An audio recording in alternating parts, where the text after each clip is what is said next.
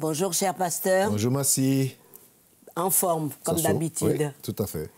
Eh bien, bonjour à tous. C'est vraiment une bénédiction pour nous, oui, une vraie bénédiction pour nous, au Club 700, de vous montrer à travers chaque émission que Dieu est vivant, oui, et que Jésus-Christ est aussi vivant, agissant encore, j'insiste sur le encore, aujourd'hui même dans la vie de nous tous. N'est-ce pas, pasteur? Tout à fait, Massi, et j'applaudis à cela, surtout. Oui. Alors, vous êtes toujours heureux de suivre les émissions du Club 700. Aujourd'hui, je vais vous parler de l'histoire de Ashley. Elle était enceinte de 32 semaines et atteinte d'un cancer très grave. Pour les médecins, y a-t-il espoir? Suivez. Le pompier Dave Halford et sa femme Ashley se marièrent en 2004 avec le rêve de fonder une famille et de construire une vie ensemble. Leur monde changea le jour où Ashley remarqua un gonflement à son cou. C'était très petit. J'ai tout de suite pensé à un ganglion lymphatique et je me suis dit « Super, je tombe malade ». Les médecins prescrivent des antibiotiques, ce qui sembla fonctionner, mais quand elle tomba enceinte un mois plus tard, le gonflement revint. Le médecin me mit à nouveau sous antibiotiques. Et encore une fois, le gonflement sembla bien réagir. Il diminua. Mais quand j'étais enceinte de 8 mois, ça a gonflé. Et ça a gonflé violemment. C'est devenu très gros. C'était aussi devenu douloureux. Par précaution, son médecin procéda à une biopsie. Le lendemain, Ashley reçut un appel de celui-ci. La première chose qu'il m'a demandé a été « David est-il avec vous ?» Et là, j'ai tout de suite compris. Il a dit « C'est malin ». Il a juste eu un tourbillon d'émotions. C'est difficile à expliquer. Je suis passé de la colère à la peur, en passant par l'incrédulité. Ma femme et mon enfant à naître constituaient mon univers, et tout à coup, c'était le chaos.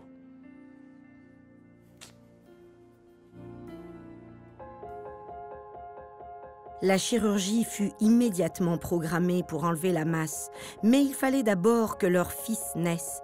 Ashley se préoccupait surtout de son bébé, en particulier de ses poumons sous-développés. Je lui ai dit « Non, nous ne provoquerons pas l'accouchement ». J'ai dit « Il n'est qu'à 32 semaines ». J'ai ajouté « Il n'est pas prêt, il est loin d'être prêt ». Et elle a essayé de me calmer, de me rassurer, et elle a dit « Il doit naître ».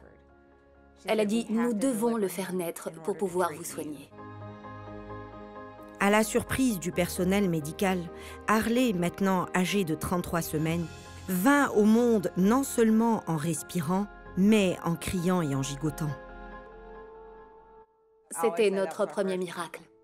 C'était la première fois que Dieu exauçait notre prière et nous l'avions vu à l'œuvre. La naissance de Harley était une victoire, mais les Halford savaient qu'ils allaient avoir besoin de plus d'un miracle pour que sa mère survive. 4 jours après la naissance de Harley, Ashley se réveilla de son opération. Elle et Dave furent soulagés d'apprendre que sa tumeur, maintenant de la taille d'une balle de softball, avait été enlevée avec succès. Après son rétablissement, nous sommes revenus à la normale avec le bébé. Ma femme était devenue mère et nous pensions que tout irait bien, qu'elle allait s'en sortir. 5 semaines plus tard, alors qu'elle était à l'hôpital avec Harley qui était atteint d'une maladie respiratoire, Ashley commença à voir double. Le docteur Debra Miller lui fit passer des scanners et découvrit que le cancer s'était propagé. À ce moment-là, elle était au stade 4.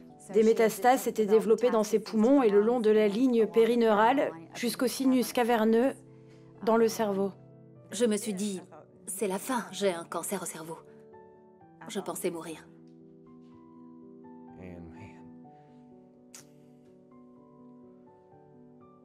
Ça a vite été très mal, mais je n'ai jamais senti que Dieu m'avait abandonné. Je savais que c'était mauvais, c'était vraiment mauvais. Et tout ce que je pouvais faire, c'était... Je me souviens que j'étais dans mon lit, à pleurer et prier. Je ne sais même pas ce que je priais. Je suppliais Dieu de m'aider dans cette situation. Ashley commença un traitement de chimiothérapie et de radiothérapie. Mais ses scans montrèrent que les tumeurs grandissaient et se multipliaient. Le rapport disait « présence d'innombrables tumeurs ». Le docteur Miller changea ensuite le traitement d'Ashley, mais n'offrit pas beaucoup d'espoir de succès. Même avant de trouver les métastases, le pronostic était mauvais. Nous savions qu'il existait des chances que le cancer reprenne son évolution et en cas de récidive, si vous avez une métastase distante, c'est terminé. Dave lutta avec sa foi tandis qu'il voyait sa femme souffrir. Jusque-là, j'avais vraiment discuté avec Dieu. Je m'étais presque disputé avec Dieu. Je disais, s'il te plaît, guéris Ashley. S'il te plaît, guéris-la. S'il te plaît, enlève ce cancer.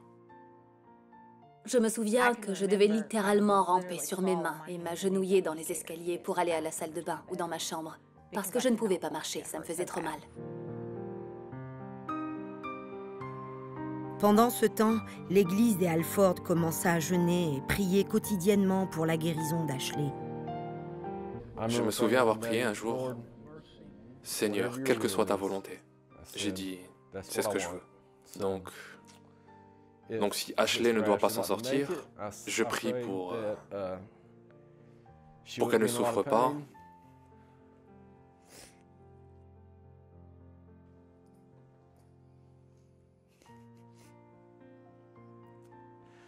Je me souviens être assis et avoir l'impression de pouvoir littéralement sentir Dieu m'embrasser. Je n'avais jamais ressenti ça avant. Je pense que cette prière a été le moment le plus proche que j'ai jamais été du Seigneur. Parce que je pouvais littéralement sentir ses bras autour de moi. Je me souviens aussi, c'était presque audible. Il disait, « Tout va bien se passer. Tout ira bien. » Après un mois de prière, Ashley retourna faire des scanners. Sur ce scanner, il y avait encore toutes les tumeurs, mais certaines avaient rétréci. Certaines avaient un peu rétréci. Ce fut la toute première fois que nous pouvions voir quelque chose de positif. À peine 4 mois plus tard, Ashley était en rémission. Le docteur Miller en fut stupéfait. Le choc. J'étais extatique. Mais avec le pronostic qu'elle avait, j'avais peur que son corps ne réagisse pas bien. Mais Ashley n'a plus de cancer depuis 2009. Un collègue plus âgé m'a demandé « Vous me dites que vous avez guéri cette jeune femme de ce cancer en phase terminale ?» J'ai répondu « Non, monsieur, je ne dis pas cela. » C'était probablement une intervention divine. Dieu a utilisé ces outils pour la guérir. Je lui ai dit « Je n'ai pas l'arrogance de penser que c'était moi. » Les spécialistes de la fertilité avaient dit aux Halford qu'ils ne pourraient jamais plus avoir d'enfants. Mais Harley se mit tout de même à prier. Quand je me réveillais, au petit déjeuner, au déjeuner, au dîner et avant d'aller au lit, je disais une prière. Et c'était toujours pour demander une petite sœur. En février 2012, Ashley reçut un appel de son médecin pour un test sanguin de routine. Elle m'a dit « Ashley, il y a un problème avec votre échantillon. » Et j'ai dit « Lequel ?» Elle a répondu « Vous êtes enceinte. » Après une grossesse sans problème, Grace naquit. Elle fut rejointe par Ellie 5 ans plus tard.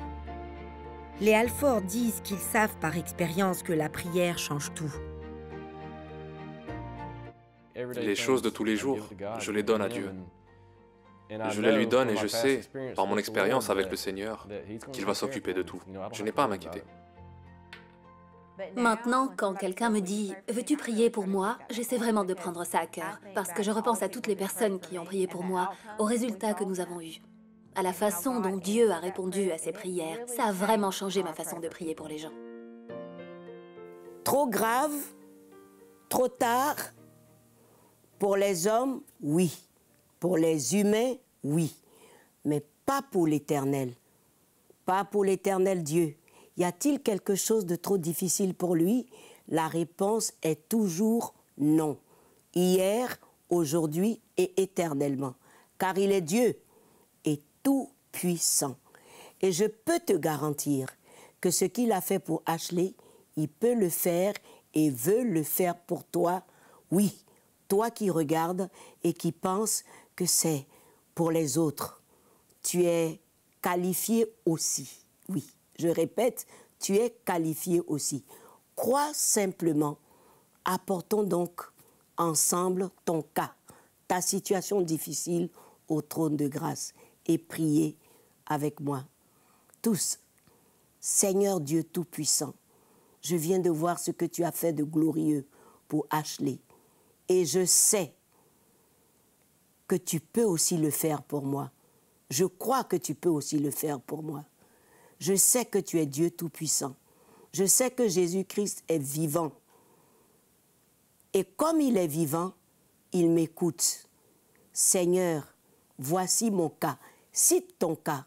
Dis ce que tu veux. Seigneur, tu viens d'entendre ce que tes enfants ont dit, désirent, veulent voir dans leur vie. Dieu de miracles, merci d'accomplir cela, parce que c'est en ton seul nom, Jésus-Christ, que nous avons prié, que nous avons demandé.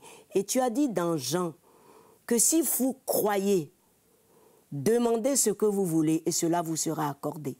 Si ma parole demeure en vous et que vous demeurez dans ma parole, demandez ce que vous voulez, cela vous sera accordé. C'est en fonction de ta parole que nous avons demandé. Et nous te bénissons et nous croyons que tu as écouté et que tu as exaucé et que nous allons témoigner de tes merveilles parce que tu es Dieu Tout-Puissant. Mon frère, ma sœur, sois confiant. Dieu t'a écouté et tu vas avoir ton miracle aussi. Que Dieu te bénisse. Merci, Massi. Merci beaucoup.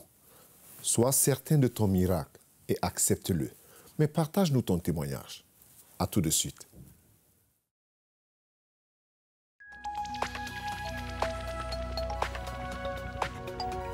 Si vous avez des questions spirituelles, des besoins de prière ou même si vous avez besoin de conseils, n'hésitez pas à nous contacter aujourd'hui à cette adresse ou au numéro suivant. Nos conseillers sont là pour vous aider. N'oubliez pas, nous sommes là pour vous.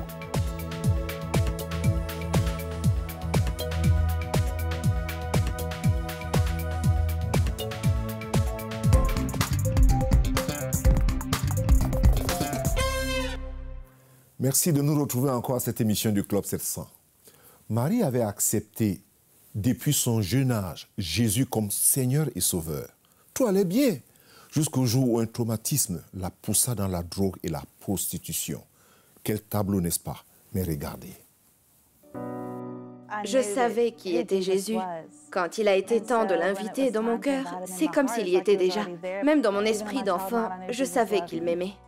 Marie Pridi n'avait que 8 ans quand elle demanda à Jésus d'entrer dans son cœur. Mon grand-père m'a baptisée. C'était très beau, non seulement parce que je me faisais baptiser, mais aussi parce que c'était par mon grand-père. On a toujours été à l'église le dimanche et le mercredi. Mon grand-père était pasteur.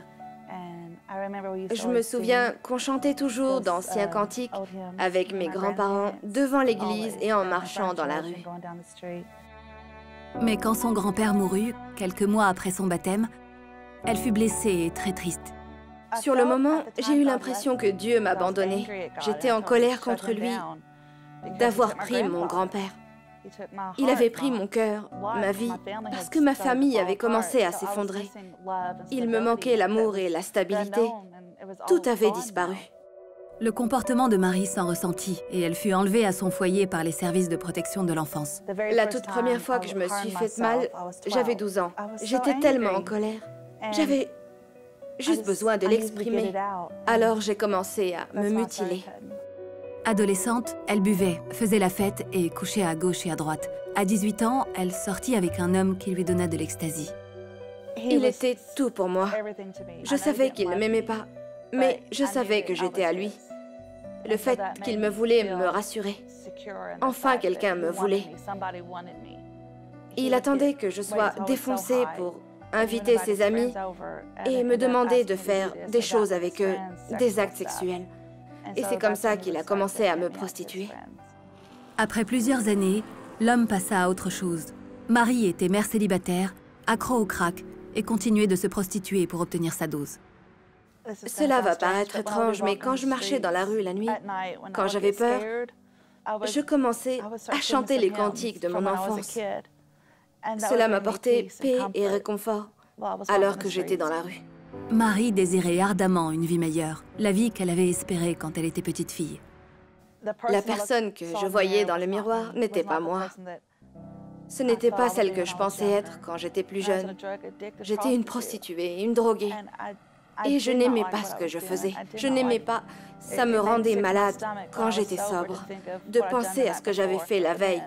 Je n'aimais pas le fait de toujours devoir être sous l'emprise de la drogue. Je ne pensais pas qu'on pouvait s'en sortir. Nous étions le vendredi saint, et comme elle l'avait fait plusieurs nuits auparavant, Marie coucha avec un homme contre de l'argent pour se droguer.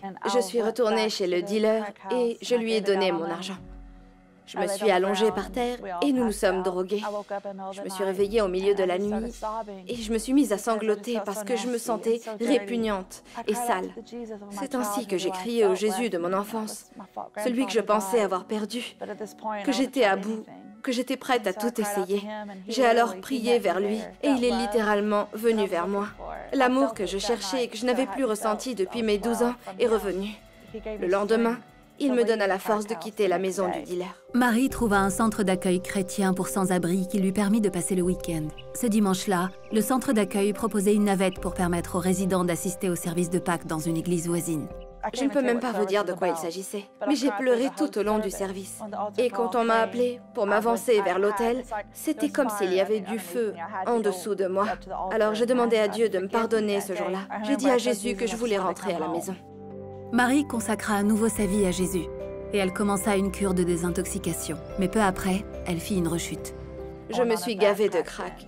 Et la même nuit, j'ai été arrêtée pour conduite sous influence. J'ai été mise en cellule. Le lendemain, je me suis réveillée et j'ai entendu la voix de Dieu. Il me disait que c'était fini. C'était la dernière fois que j'ai touché à la drogue, à la prostitution ou à ces choses-là. Aujourd'hui, Marie est reconnaissante pour l'amour de Dieu, qui l'a délivrée de la dépendance et a guéri son cœur. C'est totalement différent quand Jésus revient dans votre vie. Je ne pourrai jamais rembourser Dieu. Mais ce qui est extraordinaire, c'est que je n'ai pas à le faire. Il m'a littéralement sauvée de l'enfer et de la mort beaucoup de fois. Je me suis toujours posé la question, quelle est la bonne atmosphère spirituelle pour vivre? Alors, j'ai lu le commentaire d'un ami qui disait ceci. Il n'existe pas d'échelle de succès dans le royaume de Dieu. Il y a seulement 2 classes dans le royaume de Dieu. Il y a la première classe et la sans classe. Malheureusement, certains de ces enfants peuvent vivre comme des citoyens de 2e classe. Mais ce n'est pas la faute de Dieu. Ils ont tout simplement inventé et créé cette autre classe. Aussi avec le dilemme de rendre grâce pour Dieu pour toutes choses. Fin de citation. Vous savez, nous rendons grâce non pour les problèmes dans lesquels nous nous trouvons, mais parce que Dieu est plus grand que ce problème, parce que Dieu est plus grand que cette difficulté ou cette souffrance ou cette épreuve ou même cette douleur. Car les moments que nous passons de difficiles sont comme une préparation de Dieu pour une promesse qui arrive. On peut voir l'exemple de la vie de Joseph dans la Bible. Aussi, nous devons nous efforcer de lui rendre grâce, car les actions de grâce créent une atmosphère où Dieu peut et veut et peut faire toute équation. Une atmosphère propice au surnaturel de Dieu. Et puis, plus nous rendons grâce, les amis, plus la présence de Dieu est manifeste dans la situation, quelle que soit la situation.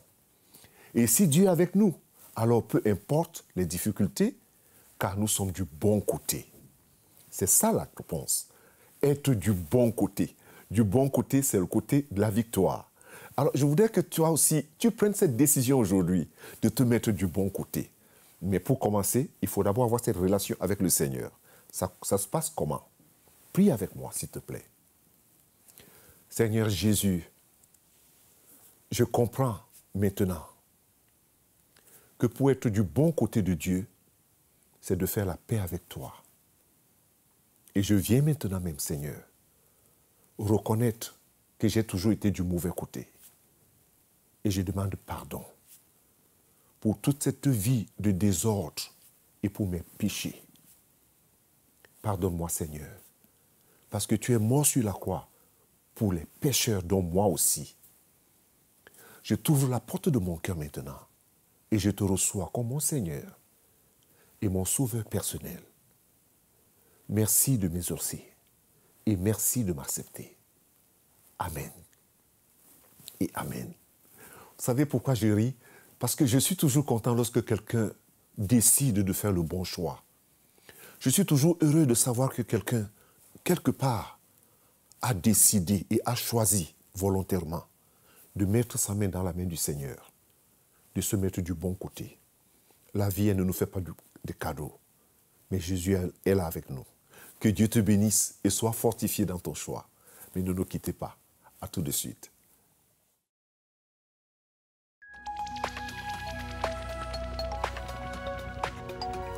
Si vous avez des questions spirituelles, des besoins de prière ou même si vous avez besoin de conseils, n'hésitez pas à nous contacter aujourd'hui à cette adresse ou au numéro suivant. Nos conseillers sont là pour vous aider. N'oubliez pas, nous sommes là pour vous.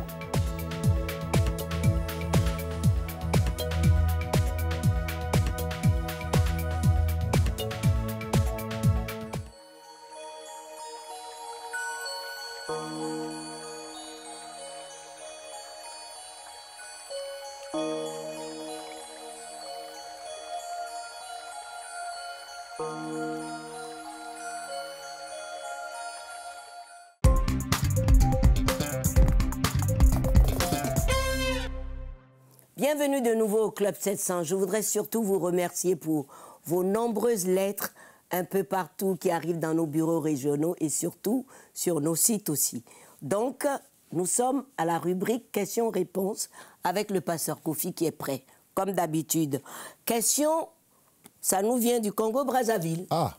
Voilà. Qu'est-ce que la Trinité? La Bible nous parle de Dieu le Père, oui. Dieu le Fils oui. et Dieu le Saint-Esprit. Oui. C'est l'explication la plus simple.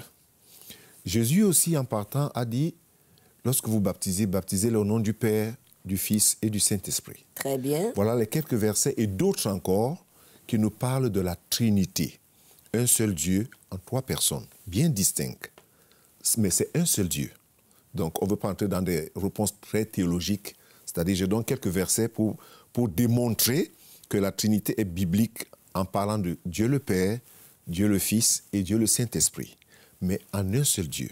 C'est simple. C'est simple. Alors, quelle explication donnez-vous de Genèse 6, 1, 2? Oui. Signification, Fils de Dieu. Oui, je connais un peu ce verset. Je connais ce verset, en fait. Lorsque la Bible parle de les fils de Dieu qui sont descendus et qui ont pris pour épouse parmi les filles des hommes et qui ont fait des enfants qui ont été des héros dans l'Antiquité. C'est dans Genèse 6.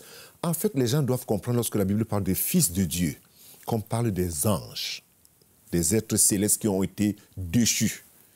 Et l'explication est assez longue, mais j'ai dit que ce sont des anges ou alors des esprits qui ont perdu leur place auprès de Dieu oui. et qui se sont retrouvés et qui erraient dans la nature et cherchant à faire du bien et puis avaient épousé des femmes et ils ont fait des enfants dans l'Antiquité qui ont été des héros dans l'Antiquité dont on parle souvent dans la mythologie grecque de Hercule, des gens comme ça, des grands savants, mais c'est des esprits ou des anges qu'on appelle les fils de Dieu.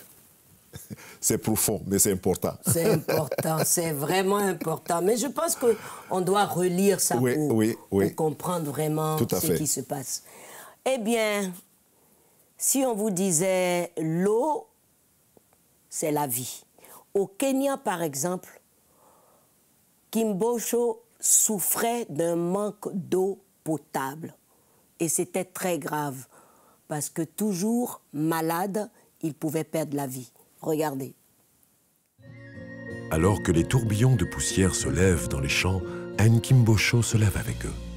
Debout avant l'aube, elle travaille dur chaque jour pour prendre soin de sa famille dans cette région aride. Mon mari est mort quand mes enfants étaient très jeunes. Alors je suis le père et la mère. Je m'occupe de tout. Je sortais de chez moi vers 7 heures du matin et je marchais pour aller chercher de l'eau. Ça me prenait au moins 6 heures par jour. Porter 5 bidons d'eau m'a donné de terribles maux de dos. Parfois, je ne pouvais même pas bouger à cause de la douleur. L'eau était seulement suffisante pour cuisiner et boire.